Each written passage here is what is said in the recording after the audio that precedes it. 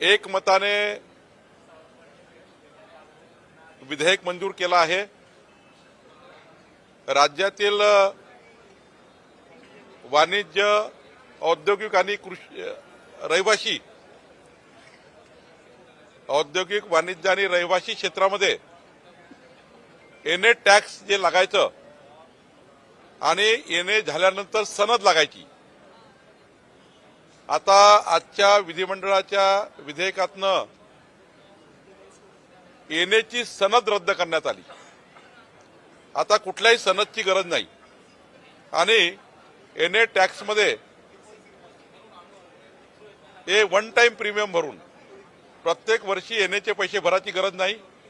यापूर्वी प्रत्येक वर्षी एनएचे पैसे भरासाठी कायदा होता, आता कायदा रद्द केला आणि वन टाइम प्रीमियम भरून बीपीएमएस प्रणालीच्या माध्यमातून आपल्याला वन टाइम प्रीमियम भरून आता एनए करता येईल आणि कुठल्याही पद्धतीने आता एनए आणि त्या ठिकाणी सनद ही दोनही लागणार नाही, फक्त प्रीमियम भरावा लागेल आणि प्रीमियमही फार कमी ठेवलेला आहे। 1000 चौरस मीटरला 0.1%, 1000 चौरस मीटर ते 4000 चौरस मीटर पर्यंत 0.25% आणि 4000 स्क्वेअर मीटरच्या वर 0.5% एवढंच वन टाइम प्रीमियम आता भरायचं आहे आणि एनए आणि सनद आता काढून टाकलेली आहे। त्यामुळे औद्योगिक, कॉमर्शियल आणि रहिवासी क्षेत्रामध्ये कुठल्याही अधिकाऱ्याकडे, तहसीलदारकडे, एसडीओकडे एनएसची सनद घ्यायची आता गरज पडणार नाही। हायकोर्टामध्ये अमेडेस कंपनीच्या संदर्भात सुनावणी झाली, त्यामध्ये हायकोर्टाने विचारणा केली की पार्थ पवार याच्यावर का गुन्हा दाखल करण्यात आला नाही, एफआयआर त्याच्यावर का नोंदवली, नाव का नाही एफआयआर नाही। यामध्ये जो प्राथमिक आम्ही जो गुन्हा दाखल करतो, आमच्या ज्या अधिकाऱ्यांनी गुन्हा दाखल केला आहे, आमच्या जो सध्याचा स्टँडिंग नियम आहे, जो आमचा मुद्रांक अधिकारी आहे, त्यांच्या समोर जे जातात लिहून देणारा आणि लिहून घेणारा, यांच्यावर प्राथमिक आम्ही गुन्हा दाखल करतो। मात्र चौकशीमध्ये जो अंतिम रिपोर्ट येईल त्यावर जे काही दोषी असतील त्यावर पोलीस जे इन्क्वायरी सुरू आहे, पुणे पोलीस इन्क्वायरी करतायत, त्या इन्क्वायरीमध्ये जर अजून त्या ठिकाणी आरोपी आढळले तर मग पुढचा पोलिसांचा भाग आहे। पण प्राथमिक जी तक्रार आम्हाला द्यावी लागते ती लिहून घेणारा आणि लिहून देणारा, हे दोघं जे आमच्या अधिकाऱ्यासमोर येतात, दोघं आमच्या अधिकाऱ्यासमोर सही करतात, त्यांच्यावर गुन्हा दाखल होतो। पुढचा तपास पुणे पोलीस करत आहे।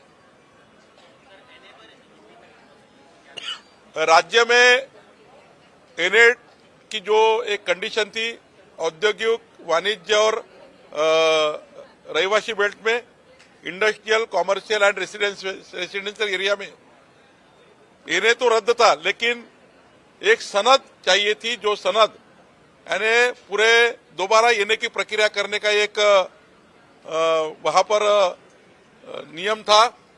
आज विधानसभा में सभी विधानमंडल के सभी सदस्यों ने, सभी पार्टी के विधायकों ने एक मत से आज विधेयक मंजूर किया, जो हमारे राजस्व विभाग ने लाया था।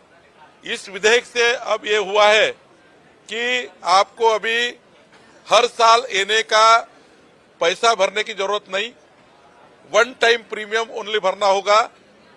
अब कोई भी एसडीओ, तहसीलदार के पास जाने की जरूरत नहीं, बीपीएमएस में डायरेक्ट आपने प्रीमियम भर दिया कि आपका सारा एनए सनद सारा रद्द हो गया। और इससे जो हमारे जो व्यवसायिक और हमारे इंडस्ट्रियल और रेसिडेंशियल बेल्ट में जो हमारे लोग हैं, इसको एक बड़ी राहत मिली है। अब एनए भी रद्द, सनद भी रद्द, ओनली वन टाइम प्रीमियम भरना है, वो भी बहुत कम रखा है। 1000 स्क्वायर मीटर के पीछे ओनली 0.10%, 1000 से 4000 स्क्वायर मीटर तक ओनली 0.25%, और 4000 स्क्वायर मीटर के ऊपर वहां पर एनए का जो ये जो प्रीमियम है, ये ओनली 0.5% लगने वाला है। तो ये बहुत बड़ा रिलीफ। और इसके बाद जो सरकारी दफ्तर में जो रोज जाना पड़ता था एनए करने के लिए और सनद लेने के लिए, अब हमारे तहसीलदार, एसडीओ के पास जाने की जरूरत नहीं, डायरेक्ट बीपीएमएस में आपने प्रीमियम भर दिया कि आपको जाने की जरूरत नहीं, और हर साल एनए के पैसे भरना पड़ता था, उसका भी जरूरत नहीं। वन टाइम प्रीमियम लेकर हम अभी कंप्लीट या प्रोसेस पूरी करेंगे। सर 2000 के पालकमंत्री सर आप अमरावती के अंदर जो ब्रिज है, रेलवे का ब्रिज गिराकर नए ब्रिज का प्रस्ताव है, खासदार बोंडे इन्होंने कहा कि रेलवे स्टेशन हटा के उसको दूसरी जगह स्थानांतरित किया जाए, क्या उसके ऊपर निर्णय लेने वाले आप? देखिए, पहले तो वो ब्रिज कैसा चालू करे, उसके लिए महारेल ने एक प्रपोजल किया है उसको स्ट्रेंथनिंग करने का, और महारेल ने उसका एस्टीमेट बनाया है। पहले तो हमें वो ब्रिज चालू करना है। वहां पर जो एक आज रिपोर्ट है कि वो ब्रिज चालू नहीं कर सकते, वहां पर दुर्घटना हो सकती है, गिर सकता है, तो महारेल ने इसके ऊपर काम किया है। वो उसको स्ट्रेंथनिंग करने का प्रस्ताव दे रहे हैं, और साथ साथ में इसको नया ब्रिज बनाने का भी प्रपोजल परसों माननीय मुख्यमंत्री जी बैठक लेने वाले हैं 12 तारीख को। उस बैठक में ये राजकमल ब्रिज का पूरा डिजाइन और पूरा प्रेजेंटेशन होने वाला है। सर 2019च्या निवडणुकीमध्ये उद्धव ठाकरेंच्या सांगण्यावरून मला कार्यक्रमामधनं काढलेलं आहे असं किरीट सोमय्यांनी म्हटलेलं आहे, आणि ते आता तिकीट देखील कापलेलं आहे। आता भाजपच्या ते नेत्याने क्षमा मागावी असं देखील किरीट सोमय्यांनी म्हटलेलं आहे।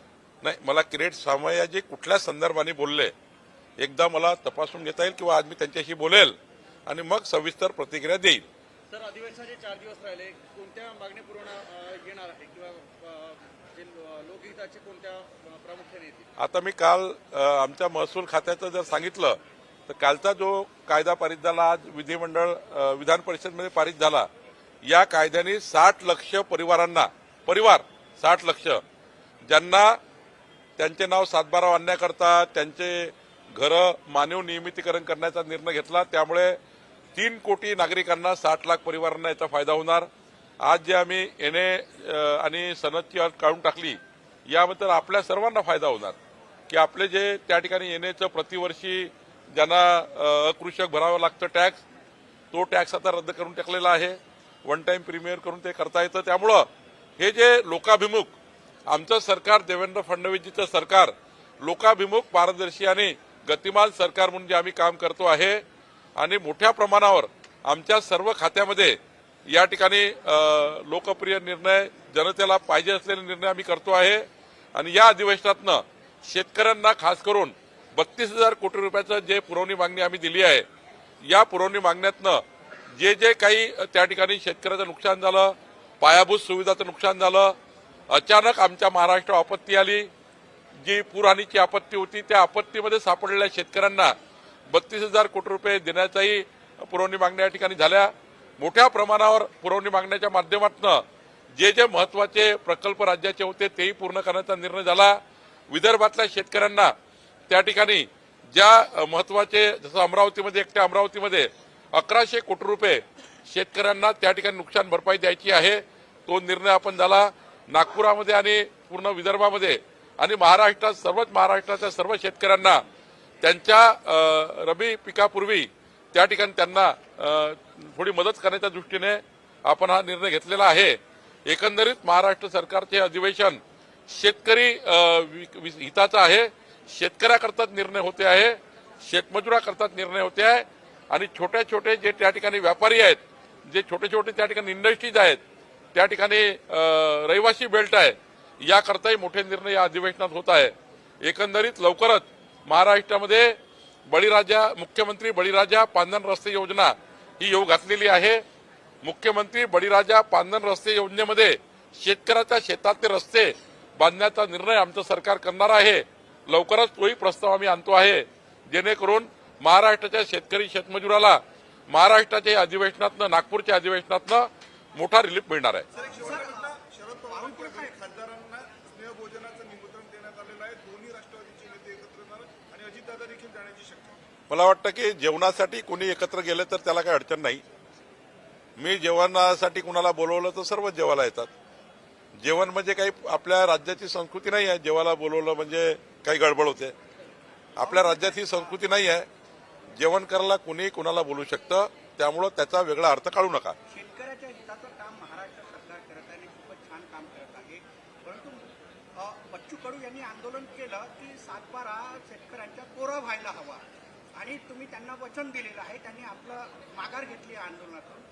काय दिलेल्या वचनाची पूर्तता होईल का? समिती अहवाल माननीय देवेंद्र फडणवीसजींनी राज्यातल्या शेतकऱ्यांना, गरजू शेतकऱ्यांना कर्जमाफीचा फायदा व्हावा याकरता प्रवीण परदेशी समिती नेमली आहे. 30 जून 2026 पर्यंत संपूर्ण अहवाल येणार आहे. आमचं सरकार धनदांडग्या लोकांना कुठलीही कर्जमाफी करणार नाही. बंगला, गाडी घोडा, फार्म हाऊस, गावात शेतात घरं बांधले त्यांनी कर्ज उचललं आहे. मोठे मोठे त्या ठिकाणी फार्मर्स आहेत त्यांना कर्जमाफीची गरज नाही. पण ज्या गरीब वर्गाला 40-40 वर्ष शेतामध्ये राबराब मेहनत करतो आहे पण कर्जावर व्याज, सरळ व्याज चाललं, तो शेतकरी आत्महत्येकडे चालला, त्या शेतकऱ्याला आत्महत्या होऊ द्यायच्या नाही आणि पुढच्या काळात त्याच्यावर पुन्हा कर्ज होणार नाही.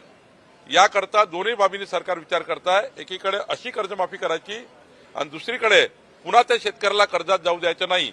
या दोन्ही बाबीचा विचार प्रवीण परदेशी समिती करत आहे आणि आम्ही 30 जून 2026 पर्यंत या सर्व विषयाला एकंदरीत संपवण्याचा विषय आम्ही करतोय.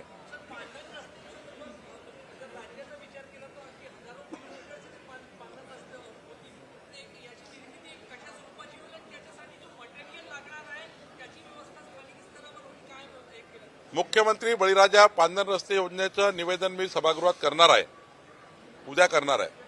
पण त्या ठिकाणी हे महत्वाचं आहे की मुख्यमंत्री बळीराजा पांधन योजनेमध्ये वेगळं बजेट हेड ज्याप्रमाणे बाकी योजनाचं आहे, वेगळं बजेट हेड आम्ही महाराष्ट्र सरकारचं काढणार आहोत. महाराष्ट्र सरकारकडनं बजेट घेणार आहोत. साधारण 15 लाख रुपये प्रति किलोमीटर रस्त्याला खर्च येणार आहे. जे काही स्वामित्व शुल्क आहे ते आम्ही माफ करणार आहोत. जे काही पांधन रस्ते अतिक्रमण त्या ठिकाणी आहेत ते काढायसाठी पोलीस बंदोबस्त मोफत राहणार आहे, मोजणी मोफत होणार आहे. आमदाराच्या अध्यक्षतेखाली समिती तयार होऊन त्या ठिकाणी या पांधन रस्त्याचं संपूर्ण नियोजन आम्ही करणार आहोत आणि पुढच्या 4 वर्षामध्ये शेतकऱ्याच्या पांधन रस्त्याचं संपूर्ण प्लॅनिंग करून शेतकऱ्याच्या पांधन रस्त्याला क्रमांक टाकून, जसं VR ODRला नंबर असतात, नॅशनल हायवेला क्रमांक असतात, तसे पांधन रस्त्याला आम्ही आता क्रमांक टाकणार आहोत आणि त्या क्रमांकाला लागणारा पैसा महाराष्ट्र सरकार देईल. वेगवेगळ्या 13 स्त्रोत पैशाचे आहेत. म्हणजे या पांधन रस्ते बांधकामाकरता 13 स्त्रोताचा निधी येणार आहे. आम्ही सर्व स्त्रोत या ठिकाणी दिलेले आहे. डीपीसी दिला आहे, मायनिंग दिला आहे, राज्याचं बजेट हेड दिला आहे. यावर आमदार फंडातही पांधन रस्ते बांधता येईल असा आम्ही निर्णय करतो आहे. त्यामुळे 13-14 बजेट हेड याकरता ओपन केलेलं आहे. एकंदरीत आम्ही महाराष्ट्राच्या जनतेला शब्द दिला होता की महाराष्ट्राचं सरकार, देवेंद्र फडणवीसचं सरकार शेतकऱ्यांना पांधन रस्त्याची योजना आम्ही आणू. एकीकडे MRGSची योजना आहेत, रोजगार हमीमध्ये आहेत, पण सोबतच आता मुख्यमंत्री बळीराजा पांधन रस्ते योजना या राज्यामध्ये लागू होणार आहे.